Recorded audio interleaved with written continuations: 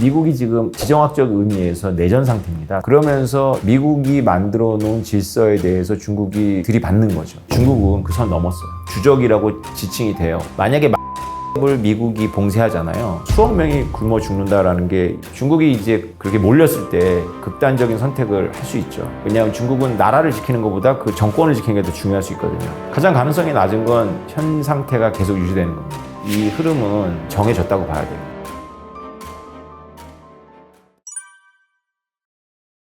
원래 미국과 중국 간에는 우리가 잘 모르고 있었지만 굉장히 밀접했습니다. 차이메리카라고도 부르는데요. 지난 40년 동안은 사실은 미국과 중국이 2인 삼각으로 협력해서 세계 체제를 이끌었다고 봐도 과언이 아니거든요. 근데 뭐 다 아시다시피 2008년 리만 브러더스 사건 이후로 그 중국과의 갈등도 사실은 2008년으로 거슬러 올라간다고 봐야 되고요. 그리고 2012년도에 시진핑이 주석직에 올랐고요. 그러면서 중국이 미국에 대해서 미국이 이끄는 리더십에 대해서 도전하기 시작합니다. 여러 가지 형태로. 일단 첫 번째로 중국은 미국에 대해서 가장 크게 무역 흑자를 내고 있는데 미국에 대해서 무역 흑자를 내는 국가가 미국 자산을 사줘야 되거든요. 그것이 달러 시스템이 유지되는 비밀입니다. 비결인데 중국이 더 이상 축적을 하지 않아요. 2010년대 중반부터. 그러면서 중국이 우리가 이거를 가지고 게으르고 빚이 나지는 미국의 채권을 사주고 우리가 미국 체제에 속해 있을 필요가 없다. 그래서 우리 자체적인 지정학적인 어떤 그런 중심부가 되자라고 추진한 게 이제 1대1로입니다. 중국의 서진이죠. 이 모든 것들이 이제 사실은 지정학적으로 해석해 보자면 미국이 만들어 놓은 질서에 대해서 중국이 들이받는 거죠. 그래서 2010년대 중반부터 시진핑 시대 때부터 시작됐고요. 그 당시 미국의 오바마 대통령이었는데 2기 때부터 본격적으로 중국에 대해서 대항해야 된다라는 미국의 어떤 그런 전략이 짜졌는데 우리가 알기로는 트럼프 대통령의 당선으로 그것이 굉장히 강화됐다라고 생각을 하죠. 많은 전문가들이 트럼프 대통령이 이 연임을 못했을 경우에 다시 정권이 민주당을 넘어오면 중국하고 다시 옛날처럼 돌아갈 거라고 착각을 했어요. 근데 우리가 보는 바와 같이 민주당이 더 하죠. 어떤 면에서는. 그래서 지금 당황하고 있죠. 이걸 어떻게 해석해야 될 것이냐 이런 거죠. 미국이 전쟁을 막으려고 생각을 하더라도 강하게 나와야 된다고 생각을 하고 있는 것 같아요. 우리가 보기에는 미국이 중국을 혼내주려고 군사 전략적으로 혼내주려고라고 생각할 수도 있겠지만 또 한편으로는 중국과의 전쟁을 막기 위해서는 지금이 마지막 찬스구나 해서 중국의 다리 하나 정도는 본질을 놓는 거죠. 더 강해지기 전에. 그것이 이제 여러 가지 반도체라든가 이런 제재로 나타나고 있습니다. 미국과 중국과의 무역량만 보면 변화가 크게 없어요. 그런데 첨단 소재나 부품에 있어서는 미국이 강화하고 있죠. 그리고 지적재산권이라든가 이런 부분에 있어서 옛날에는 이제 눈 감아주던 것에 대해서 계속 문제를 삼고 있고요. 특정 기업에 대해서는 아예 그냥 배제를 하기도 하죠. 하웨이나 ZTE나 이런 게 그런 거죠. 여러분들 사드 때 기억이 혹시 나시는지 모르겠는데 사드 때 중국이 우리한테 보복을 했잖아요. 그리고 또 노르웨이 연어 사건을 혹시 아시는지 모르겠는데 노벨 평화상을 노르웨이에서 정하잖아요. 근데 중국의 인권운동가를 노벨 평화상을 줬어요. 그랬더니 중국이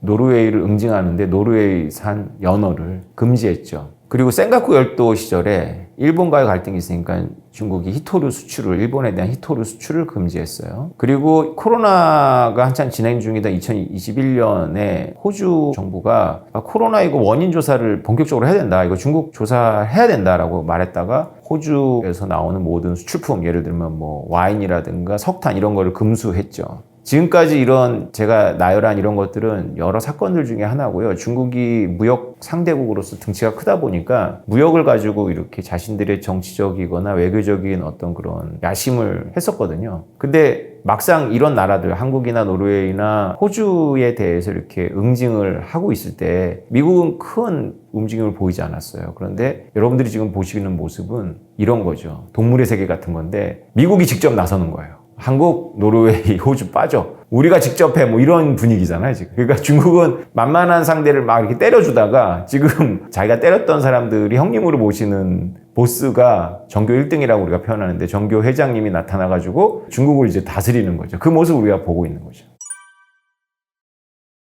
사실 미국의 힘은 약합니다. 이렇게 말씀드리면 사람들이 이제 반발도 하고 오해도 하는데 강하다 약하다라는 건 상대적인 개념이죠. 미국은 어떤 나라보다도 강하지만 세계를 온전히 지배할 만한 제국이라는 관점에서 보면 되게 약한 나라죠. 미국은 2차 세계대전 때 유라시아 대륙에 있는 모든 산업국가가 망해버렸을 때 유라시아 대륙국에 속하지 않은 나라로서 유라시아 대륙의 평화와 안정을 책임을 떠안은 제국입니다. 근데 미국 사람들은 제국주의를 엄청나게 싫어해요. 그래서 2차 세계대전을 공부해보면 미국은 소련과 함께 독일과 일본과 싸웠지만 사실은 미국은 영국하고 프랑스하고도 싸웠어요. 물밑에서. 무슨 얘기냐면 영국과 프랑스의 식민지를 독립시켰죠. 그러니까 미국 국민 여론이 어땠냐면 우리가 2차 세계대전에 참전하면 결국 영국 제국주의를 유지하는 데 도움 준다. 우리 영국 제국주의 싫은데 이런 느낌이에요. 그래서 소련한테 지원을 할 때는 미국이 본심으로 따뜻한 마음으로 하는 느낌을 주면서 영국한테는 지원할 때 굉장히 마지못해 한다는 느낌을 많이 줬어요. 실제로 역사를 연구해보면 그렇습니다. 영국의 대표였던 존 메이너드 케인스라는 유명한 경제학자는 영국 대표로서 당시 미국의 장관이나 이런 사람들이 자신들을 굉장히 배척하는 걸 보면서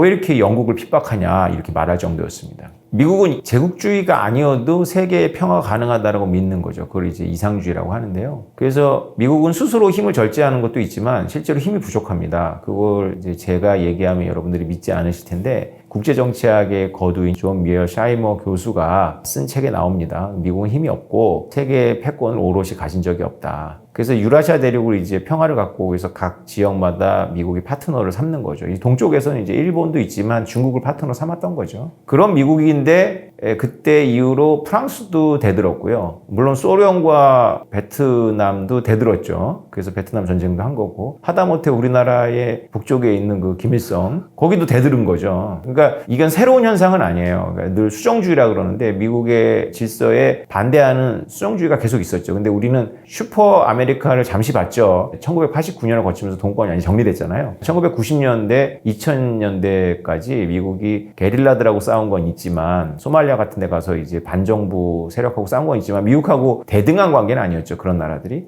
나라 같지 않은 어떤 집단하고 싸우는 건 있었지만 우리가 목도한 지난 20년 이상의 미국의 모습은 사람들의 상상력을 자극하죠. 완전히 슈퍼맨이었죠. 근데 그거는 역사로 봤을 때는 되게 짧았던 거죠. 보편적으로는 미국은 계속 도전을 받았고요. 얼기설기 질서를 유지해 왔는데 이제 우리가 보고 있는 건 중국이 미국한테 대드는 모습을 보고 있는 거죠. 그건 시작된 게 10년도 더 돼요. 그런데 이제 미국이 반응을 안 하다가 이제 반응을 본격적으로 하니까 중국도 많이 당황을 하고 있는 거죠.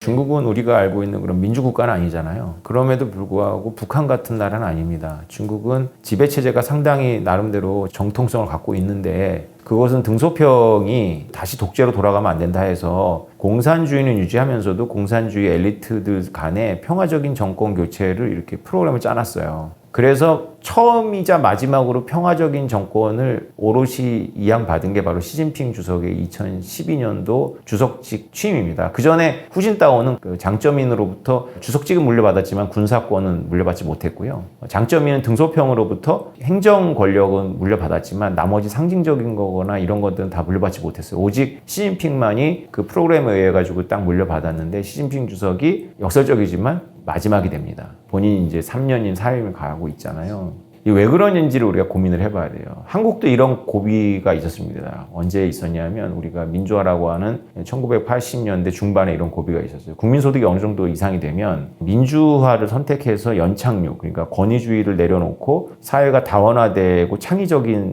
그런 체질 변경을 하는 사회로 갈 것이냐 아니면 회귀할 것이냐라는 문제가 있거든요. 우리는 근데 우리나라 국민이 워낙 우수하다 보니까 또 운도 따랐고 해서 사회를 변화시켰죠. 그런데 중국은 거기서 좌절한 것 같아요. 사회를 개방하고 변화시킬 거라고 서구의 이상주의자는 생각했는데 오히려 더 권위주의적으로 가고 있죠. 그래서 중국이 경제가 발전하면 점점 개방된 사회로 가고 민주화될 거다라는 낙관론이 완전히 자취를 감췄습니다, 지금. 그러면 이제 원래 전통적으로 미국에는 머리 짧은 안보 엘리트들이 있거든요. 군인 출신들. 그들이 늘 목소리를 내어 왔었는데 무게가 실리지 않았다가 최근 몇 년 동안 그들의 목소리가 굉장히 커지고 있죠. 그들은 중국과의 대립은 불가피하다고 보고 있어요. 왜냐하면 중국이 대만을 자기 나라라고 보고 있는데 시진핑 주석이 사연임을 하려면 푸틴한테 전쟁이 필요한 것처럼 시진핑에게도 국민 영웅이 될 수 있는 전쟁이 필요한 거죠. 두 가지 정도 생각할 수 있는데 하나가 뭐냐면 대만을 수복하는 거죠. 중국 입장에서는 수복이죠. 또 하나는 뭐냐면 우리가 흑룡강성이라고 부르는 지역에서 블라디보스토크 쪽으로 나가는 거예요. 원래 그게 청나라 땅이었거든요. 근데 이제 서세 동점 시절에 러시아가 이제 중재나 뭐 이런 걸 하면서 조금씩 야금야금 먹은 거죠. 근데 지금 여러분들이 보시다시피 푸틴한테 여유가 없잖아요. 러시아는 인구도 줄고 있고. 러시아가 그렇게 넓은 나라를 통치할 만한 인구도 없는 데다가 지금 러시아의 푸틴 대통령은 콘에 몰렸습니다. 유일한 친구가 이제 시진핑 중국인데 아마 뒤에서 그런 거래가 있을 거예요. 여러분 눈으로 보듯이 중앙아시아의 뭐 이런 나라들이 원래는 구소련 지역이었습니다. 근데 이곳에 대한 중국의 영향력은 점점 커지고 있고 러시아의 영향력은 점점 줄어들고 있거든요. 그러면 중국이 콘에 몰린 푸틴을 권좌에 앉히는데 도움을 주는 대가로 다시 그 흑룡강성의 동쪽을 블라디보스토크 지역을 연해주 동쪽을 접수할 수 있겠죠. 그러면 시진핑 주석은 영웅이 되는 거죠. 근데 그게 여의치 않았을 경우에는 이제 대만이 남거든요. 대만을 침공할 수가 있어요. 그게 이제 시진핑 주석이 사연임을 앞둔 2017년이라는 시나리오가 있고요. 미국 안보 엘리트들 관점에서. 또 하나는 2025년이 굉장히 위험합니다. 2024년부터 내년이네요. 왜냐하면 미국의 대선이 있어요. 미국이 지금 지정학적 의미에서 내전 상태입니다. 사실은. 물론 이제 우리가 생각하는 뭐 11월까지 간 건 아닌데 정치가 미국이 이렇게 극단화적으로 치닫는 경우가 드물거든요. 월남전 때, 베트남전 때 이렇게 극단적이었고 지금 다시 양당 체제가 굉장히 극단적이에요. 뭐 전직 대통령을 기소도 해버리잖아요. 그럼 한쪽을 완전히 그 압도적으로 이겨야 되는데 그러지 않을 가능성이 높아요. 혼란으로 바로 들어가죠. 거의 이제 그때는 진짜 내전이라고 불릴 만한 시위가 이제 폭력 사태가 치달을 거예요. 주방위군이 동원된다거나 하겠죠. 그런 와중에 이제 중국은 찬스다 이런 생각을 해서 대만에 진출하면 미국의 서태평양 함대가 7함대라고 하는데 7함대가 대만 해협으로 진출하지 못할 것이다 라는 생각을 중국의 지도부가 할 것이다라고 미국의 방위 엘리트들이 하고 있어요. 그래서 두 개를 꼽으면 2025년, 2027년을 꼽습니다. 지역은 대만이고요. 대만이라는 게 하나의 그냥 섬이 아니고요.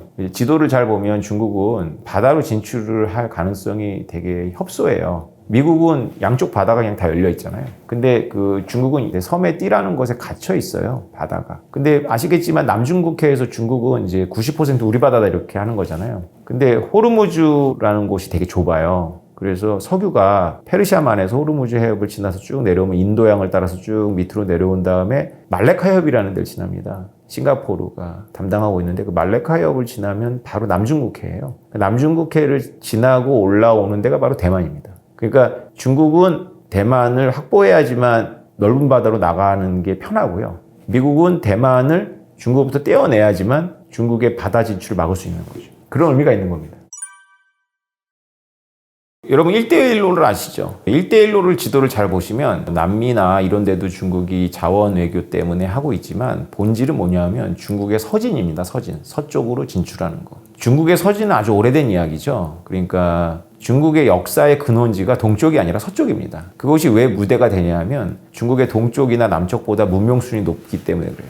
왜 문명수준이 높냐면 거기가 바로 유라시아 대륙의 서쪽하고 연결되는 중국의 변경지역이거든요. 그러니까 계속 문화교류가 있었어요. 우리가 실크로드라고 알고 있는 것처럼. 그러니까 중국의 서쪽과 서북 쪽은 유라시아의 허트랜드입니다. 지정학에서 굉장히 중요시 여기는 영역이에요. 허트랜드를 좀 크게 잡으면 그 흑해까지도 가거든요. 바로 1차 세계대전, 2차 세계대전 때 독일이 진출하고자 했던 곳입니다. 그리고 우리가 체첸 공화국의 독립이나 그루지아, 지금은 조지아라고 하는데 독립을 러시아가 탱크를 동원해서 막는 이유도 바로 이 허틀랜드를 보호하는 것과 관련이 있어요. 여기는 종족과 부족주의, 그 다음에 이슬람 극단주의, 그 다음에 자원이 많이 묻혀 있거나 아주 아무것도 없거나 하는 그런 지역입니다. 내륙 깊숙한 곳이죠. 여기로 진출을 해야만 되는 게 이제 중국의 어떤 생각인데 이거를 시진핑이 중국몽이라는 걸로 일깨웠죠. 이 얘기를 왜 제가 장황하게 하냐면 미국의 비장의 카드가 뭐냐라는 거죠. 피터 자연이라는 국제지정학 전문가가 있어요. 이 러시아가 우크라이나를 침공했을 때 서방은 러시아에 대해서 경제 제재를 가했잖아요. 기업들을 철수시키고 이런 것들을 만약에 중국에게 했다면 수억 명이 굶어 죽는다라는 게 이분의 의견입니다. 왜 그러냐면 중국은 에너지하고 식량 작업이 안 되는 나라예요. 미국은 에너지 작업도 되고 식량 작업도 됩니다. 러시아는 원래 에너지 작업, 식량 작업이 다 됩니다. 근데 미국은 지난 냉전 기간 동안에 식량은 작업이 되는 농업 국가인데 미국이 농업 국가니까 좀 이상하네요. 농업 국가인데 에너지는 작업이 안 됐어요. 근데 셰일 혁명 때문에 에너지 작업까지 되거든요. 근데 중국은 에너지, 식량 모두 안 됩니다. 그래서 말레카 해협이라는 곳, 다시 말해서 호르무즈에서부터 오는 석유가 말레카 해협을 지나는데 거기를 미국이 딱 막을 수가 있어요. 거기를 막으면 중국은 대만을 무력으로 침공했더라도 100일 만에 손을 든다라는 주장이 있습니다. 100일 만에 철수해야 돼요. 그거를 알아요, 중국도. 이게 바둑 같은 거기 때문에. 그렇게 상대가 나올 줄 알기 때문에 파키스탄의 과다르항을 개척을 했고, 파키스탄의 과다르항은 바로 호르무즈 해협 나오면 바로 있거든요. 그래서 파키스탄의 그 과다르항이 있는 그 밑에 지역은 굉장히 반정부적이고 중국을 싫어해요, 그 주는. 무장단체도 있고. 그럼에도 불구하고 거기에 그 큰 유선이 될 수 있기 때문에 과다르항을 개발해서 거기서부터 내륙으로 중국의 신장 위구르 지역으로 옮기고 거기서 이제 송유관이거나 트럭을 통해 가지고 중국의 동부 해안지대로 에너지를 옮긴다라는 계획을 세운 거죠. 2010년대 중반부터 그걸 추진한 겁니다. 근데 그것들은 다 지정학적인 계산에 의해서 미국이 봉쇄할 걸 생각해서 한 건데요. 경제성은 전혀 없어요. 내륙으로 그렇게 가면 얼마나 비싸겠어요, 에너지가. 경제성은 전혀 없기 때문에 1대1로가 부실하죠. 중국은 이렇게 생각을 했던 것 같아요. 등소평 시절부터 생각했던 건데 히토류라는 게 있습니다. 우리가 뭐 지금 이제 2차 전지 얘기하면서 엄청 많이 나오잖아요. 태양광 패널에 들어가고 그 히토류가 중국이 압도적으로 많았죠. 비중이. 어떤 것들은 뭐 거의 80, 90도 됐습니다. 왜 그러냐면 중국에 그게 많이 묻혀 있는 것도 있지만 사실은 중국이 세계체제를 떠받드는, 미국이 주도한 세계체제를 떠받드는 파트너일 수 있었던 게 단지 인건비가 쌌던 게 아니에요. 중국이 권위주의 시스템이라는 것이 언어화시키고 싶어 하지 않지만 사실은 이 세계체제를 떠받친 이유이기도 합니다. 중국은 권위주의 시스템이다 보니까 환경이나 인권이 중요시되지 않았죠. 그래서 히토류를 광산을 개발할 때 아프리카도 있지만 거기는 무질서하니까 제한성이 안 맞는 거고 중국은 질서는 잡혀 있는데 인권이나 환경에 대해서 관심이 없으니까 할 수가 있었던 거예요. 그러니까 서구 우리가 핸드폰과 이런 거를 누릴 수 있었던 건 중국의 인권이 신장되지 않았기 때문인 거예요. 역설적이지만. 근데 그거를 알면서도 눈 감은 거죠. 왜냐하면 이 풍요가 좋으니까 서구도. 근데 등소평이 이렇게 생각합니다. 아, 이게 우리의 무기가 될 수 있겠구나. 근데 그걸 개념적으로만 무기화를 했어야 되는데 그러면 상대가 이제 알아서 이제 조심하는 게 있는데 그걸 실제로 무기로 써버렸어요. 센가쿠 열도 때 2010년도 초에. 그랬더니 서구가 반짝 놀래가지고 아, 히토류가 중국만 있는 게 아닌데 해서 중국의 비중을 낮춥니다. 계속해서 지금까지 낮춰오고 있어요. 그러니까 그것도 무기가 아니죠. 그리고 또 이론적으로는 미국 국채를 이렇게 많이 사주면 외화가 많으니까 당연히 외화를 돈으로 갖고 있으면 가치가 떨어지니까 뭔가 자산으로 바꿔야 되는데 미국 재무부 채권은 뭐 안전자산이잖아요. 그래서 그거를 많이 사주었는데 그거의 이면에는 이런 것도 있어요. 우리가 이거 다 던진다. 미국이 우리를 이렇게 압박하면 이거 다 던져버린다, 시장에. 이런 것도 이론적인 대응이 되죠. 그러면 이제 상대가 조심해서 알아서 조심하는데 중국이 또 2010년대 중반부터 이걸 축적을 안 해요. 지금 1위가 일본으로 바뀌었어요. 그러니까 이것도 무기가 아닌 거죠. 사실 중국한테 무슨 카드가 있을까 잘 생각해 보면 별로 없습니다. 미국에 대항해서는.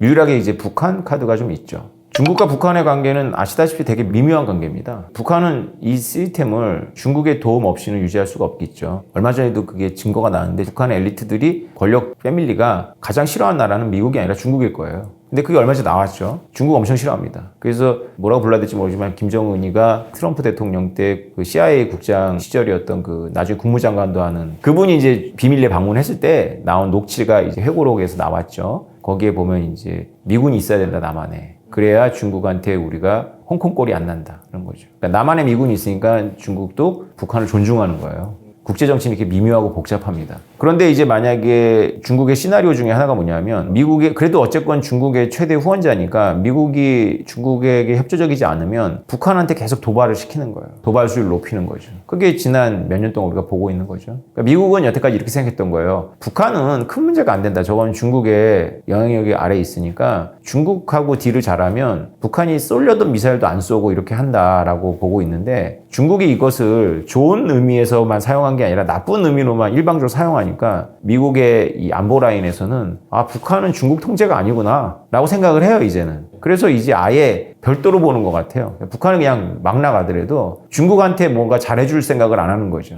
카드를 한쪽 방향으로만 쓰니까 이제 이런 일이 벌어지는 건데 실제로 중국의 영향력 안에 있는데 중국이 그 카드를 그렇게 쓴 건지 아니면 실제로 우리가 알지 못하는 복잡한 사정 때문에 북한이 중국말을 안 듣고 통제 밖에 있는 건지는 이제 이론마다 다르겠죠. 크게 위기에 빠지겠죠. 한마디만 말씀드리면 전쟁이냐 평화냐 이렇게 딱 양분되진 않아요. 그러니까 그 와중에 이제 여러 단계를 거칠 건데 만약에 말레카 해협을 미국이 봉쇄하잖아요. 그러면 말레카 해협을 미국이 봉쇄해서 중국 배에만 막고 한국 유조선은 놔준다. 그럼 한국 유조선 봉쇄됩니다. 말레카 해협을 저 남중국해에서 중국한테. 그러니까 고통을 같이 받게 돼요. 물론 이제 우리는 일본을 통해 갖고 미국의 에너지를 태평양을 통해서 받을 수 있겠죠. 근데 유럽과의 무역이나 이런 거는 한동안 끊긴다고 봐야 되겠죠. 그러니까 고통을 같이 당해요. 전혀 남 일이 아닙니다. 그리고 그 단계를 가기 전에 지금 우리가 겪고 있는 건 뭐냐면 너의 노선을 분명히 해라라는 거죠. 중국은 우리한테 너의 노선을 분명히 해. 누가 가까운지, 너하고 오래 살 사람은 이웃인지 저 멀리 있는 미국인지를 생각해 라는 이제 압박을 넣는 거고, 미국은 야, 니네하고 우리하고 시스템 갖고 우리가 니네 물건 사주고 너희를 키워줬는데 네가 이제 갚을 때야. 반도체? 우리가 너희들 키워준 거야. 일본이 미워가지고. 근데 니네가 마이크론을 중국이 제재하는데 그 물량을 니네가 SK하고 삼성이 메워? 메워봐 그러면 어떻게 되는지. 뭐 이런 얘기거든요. 말은 그렇게 안 하지만 우리는 그렇게 생각해야 돼요. 어렵죠. 그래서 최대 수혜국도 아마 우리가 될 가능성이 높죠. 한 가지만 얘기 드리면 이런 겁니다. TSMC가 대만에 있잖아요. TSMC하고 삼성전자 반도체, 삼성 반도체 보고 미국의 입장은 미국으로 들어오라는 거예요. 여기저기 다 지정학적으로 위험한 곳이니까 미국이 반도체는 지정학적인 자산이라고 확고부동하게 생각하거든요. 왜냐하면 모든 무기에 다 반도체가 들어가고 반도체의 출발 자체가 전쟁에서 이기려고 만든 거잖아요. 근데 평화 시기가 오래되다 보니까 미국이 100% 독점을 막 네덜란드 회사에 다 줘버렸잖아요. 이걸 후회하고 있어요, 지금. 왜냐하면, 아니, 이게 경제 논리로만 돌아가는 게 아닌데, 너무 경제 논리만 앞세운 애들이 너무 오랫동안 엘리트의 자리에 있었네? 라는 이제, 하나의 어떤 세력이 아니라 여러 세력이 이제 경합을 하는 거니까. 그래서 이제 경제 논리를 떠나서 반도체는 다 미국으로 들어와라 이러는데, 모리스 창, TSMC 설립자 모리스 창이 사실은 중국 본토 출신이지만 미국인입니다. 대만하고 별 인연이 없는데 이제 장개석 총통이 설득해서 이제 텍사스 인스트루먼트에 있다가 이제 와서 이제 세운 게 이제 TSMC인데요. 해안이 뛰어났죠. 그래서 파운드리라는 걸 세운 거죠. 근데 지금 미국의 안보 라인에서 무슨 얘기가 나오냐면 중국과의 전쟁을 막으려면 TSMC를 파괴해야 된다. 그 얘기가 나오는 게 맥락이 여러 개가 있는데요. 하나는 이런 거예요. 모리스 창 보고 들으라고. 그러니까 모리스 창이 미국에 투자해서 공장을 세우려는데 조건이 너무 까다로운 거예요. CIA나 이런 국방 라인에서 니네가 과연 중국과 거래하지 않는지를 보기 위해서 장부를 까라 그러면 까야 돼 이런 거예요. 모리스 창이 다른 건 모르겠지만 이건 안 된다 싶어가지고 안 가 뭐 이랬다가 얼마 있다가 전혀 엉뚱한 데서 안보 라인에서 전직 이제 안보 보좌관이 TSMC 폭파해야 된다 이런 얘기 나오는 거죠. 초토화 전략이라고 하는데요. 얼마 전에도 우리가 봤죠. 독일이 러시아에 천연가스를 의존하니까 트럼프 대통령 때부터 경고를 했지만 메르켈 총리가 고집을 피우다가 그것도 이제 환경과 관련이 있어요. 탈원전 때문에. 고집을 피우니까 푸틴이 자신감이 과도해진 거죠. 어차피 독일이 미국의 참전을 막을 거고 유럽은 금방 지칠 거야. 그래가지고 러시아를 침공한 건데 얼마 있다가 러시아에서 독일로 오는 천연가스 관이 해저에서 폭발하죠. 그게 초토화 전략입니다. 그게 폭발하기 때문에 이 전쟁이 조기에 멈추는 것과 독일의 에너지난은 무관해졌어요. 그러니까 TSMC를 폭파한다는 말은 바로 그런 군사 전략이죠. 왜냐하면 중국이 대만을 먹어봐야 그 반도체, 세계 최고의 반도체 회사를 자기 걸로 만들지 못하죠. 그래서 전쟁을 막기 위해서 폭파된다는 얘기가 나오는데 마침 또 그 무렵에 워런 버핏이 TSMC로부터 철수합니다. 그러면서 이 양반이 지정학적인 이유라는 말을 흘려요. 그러니까 뭔가 있어 보이잖아, 이 모든 게. 그러면서 나오는 게 삼성전자거든요. 그걸 국제 서플라이 체인에서 대체할 수 있는 유일한 회사는 삼성전자죠. 이런 말 하면 조심스러워요. 왜냐하면 이렇게 우리가 머리를 굴려볼 수는 있지만 이거를 말을 하는 순간 뭐 남이 망하기를 바라고 전쟁이 일어나길 바라면 또 단편적인 게 대만이 흔들리면 봉쇄가 되니까 우리도 힘들거든요. 또 북한이 또 도발할 수도 있는 거고. 그래서 최대의 수혜자가 된다는 의미는 이제 잘 곱씹어 봐야 되는데 그거는 전쟁까지 가지 않고 전쟁을 대비하기 위해서 바둑판을 정리하는 과정에서 남한의 비중이 몸값이 엄청 올라갈 가능성은 있죠. 이미 일본은 그 수혜를 받고 있어요. 일본이 지금 주식 가격이 다시 올라오고 있거든요. 투자가 막 쇄도해요. 반도체건 뭐 여러 가지가. 가장 가능성이 낮은 건 현 상태가 계속 유지되는 겁니다. 이제 현 상태는 여러 가지 이유로 유지가 안 돼요. 왜냐하면 미국은 국제지정학에서 이제 하는 말인데 학설은 아니고 이제 그냥 나오는 말인데 미국한테 모든 걸 해도 되는데 미국한테 적으로 규정되는 건 하면 안 된다. 프랑스는 미국한테 아무 말이나 다 하거든요. 근데 프랑스는 결정적으로 미국한테 프랑스는 한 번도 미국과 적으로 싸운 적이 없고요. 결정적일 때는 같은 편이었었어요. 근데 평화 시기에는 가장 반대 진영이에요, 프랑스가. 반미의 사상적 원류가 프랑스 지식인들입니다. 근데 일본을 보세요. 일본은 얼마나 미국한테 잘합니까? 리서비스도 잘하고, 그죠? 근데 결정적일 때 미국한테 대들어가지고 핵폭탄까지 맞았잖아요. 근데 중국은 그 선 넘었어요. 주적이라고 지칭이 돼요. 비공식적으로 이미. 그럼 미국이 마음을 먹어버렸잖아요. 그럼 중국 힘들어요. 또 하나는 뭐냐면 미국이 뭐 그런 깡패라서가 아니라 미국 내부의 문제가 있어요. 중국도 내부의 문제가 있지만 미국도 내부의 문제가 있습니다. 그래서 트럼피즘이라고 우리가 알고 있는 거는 트럼프랑 무관한 현상이에요. 근데 그걸 이제 하나로 모아놓은 게 트럼프기 때문에 트럼피즘이라고 하는데, 미국의 중부에 제조업 생산 기지들이 많아요. 그 러스트벨트가 되는데 디트로이트도 있고 시카고도 있고 이런데요. 이런 데가 한때 잘 나갔다가 세계화를 미국이 떠받들면서 경상수지 흑자를 내야 되는데 적자를 내니까 제조업 기지가 다 외국으로 나갔잖아요. 대기업 제조업은 원래 노조가 강하기 때문에 원래 민주당의 텃밭입니다. 심지어 이런 거예요. 할아버지도 민주당원, 아버지도 민주당원인데 아들들이 트럼프를 찍는 기현상이 발생한 거예요. 트럼프의 약속은 뭐냐면 세계 경찰로도 그만하고 우리 국민을 먼저 챙기는 아메리카 퍼스트잖아요. 그게 뭐냐면 경제학적으로 해석을 하면 미국이 경상수지 흑자를 내겠다는 겁니다. 그러니까 미국이 생산해서 해외에 팔아서 달러를 회수하겠다는 거죠. 그런 움직임이 있기 때문에 미국이 고립주의 세력이 되게 강해요. 고립주의고 세계 경찰을 못하기 때문에 서서히 유라시아에서 미국의 군사 지정학적인 어떤 그런 무게 비중을 빼야 되거든요. 그러면 지역 패권 국가를 파트너로 삼아야 돼요. 근데 미국은 중국을 삼을 의향이 전혀 없어요. 일본이거든요. 혹은 뭐 우리까지는 생각할지 모르겠는데 일본이에요. 그러면 결국은 미중 간의 군사 지정학적인 충돌은 중일 간의 갈등으로 표면화될 가능성이 되게 높아요. 서태평양 지역에서. 대혼란 시기죠. 그러니까 우리는 되게 미끄러운 경사면 위에 있습니다. 우리가 이제 트럼프에서 민주당으로 바뀌면서 기대했던 것들 다시 옛날로 돌아오고, 우리는 안보 경중해가지고 안보는 미국, 경제는 중국 이렇게 한 발씩 거치면서 또 번영을 구가하고 이런 시대는 이제 다시 오지 않죠. 물론 이제 흐름이라는 게 이렇게 연극처럼 한 챕터가 딱 끝나면 다음 챕터 이렇게 하는 게 아니라 혼재되어 있어요. 이미 벌써 미국하고 중국 간에는 비둘기파들이 나서가지고, 특히 경제 엘리트들이 나서가지고 중국하고 디커플링 말이 안 된다. 그래서 상무부도 회의도 하고 막 하지만 또 그들만 목소리를 내는 게 아니기 때문에 이 흐름은, 큰 흐름은 정해졌다고 봐야 돼요. 근데 이제 중국이 순순히 일본처럼, 일본도 한때 미국한테 맞섰거든요. 그러다가 프라자 합의 때 딱 되고 나서 거품이 쫙 생겼다가 꺼지면서 일본이 별 의미가 없어졌잖아요. 지정학적으로. 그런 식으로 중국이 무릎을 꿇으면 평화롭게 이렇게 또 세계체제가 가는 거고요. 중국이 이제 그렇게 몰렸을 때 극단적인 선택을 할 수 있죠. 왜냐하면 중국은 나라를 지키는 것보다 그 정권을 지키는 게 더 중요할 수 있거든요. 민주국가의 가장 좋은 점은 이럴 때 멤버 체인지를 해버리면 됩니다. 근데 러시아가 멤버 체인지를 못하니까, 선수 교체를 못하니까 푸틴한테 끌려가는 거잖아요. 러시아의 국민의 이해가 아니라 지금 전쟁은 푸틴을 위한 거잖아요. 중국도 그렇게 될 가능성이 있는 거예요. 그래서 과거로 평화롭게 다시 돌아가서 중국은 개도국주의를 계속 누리면서 무역 흑자를 계속 쪽쪽 빨아먹고, 미국은 계속 제조업 생산기지를 일본과 한국과 독일한테 넘겨주면서 계속 금융만 하고, 뭐 이런 식의 어떤 세계체제, 그 다음에 항공모함을 유지하기 위해서 군사비를 계속 증액하고, 그 다음에 부채 한도를 계속 늘리고, 그 다음에 이자율을 외국에서 미국의 채권을 사주니까 저리가 계속 유지되고, 이런 황금 같은 시절 우리가 그리워하게 되겠죠. 이런 시대로는 다시 오지 않는다. 80년대 짜장면이 500원이었어. 지금 짜장면 얼마입니까? 8, 9천 원 하죠. 새우깡이 얼마나 올랐죠? 30배 올랐네. 새우깡의 가치가 30배 올라갔습니까? 금리가 올라가요. 그러면 세입자 입장에서 전세를 선호할까요? 월세를 선호할까요?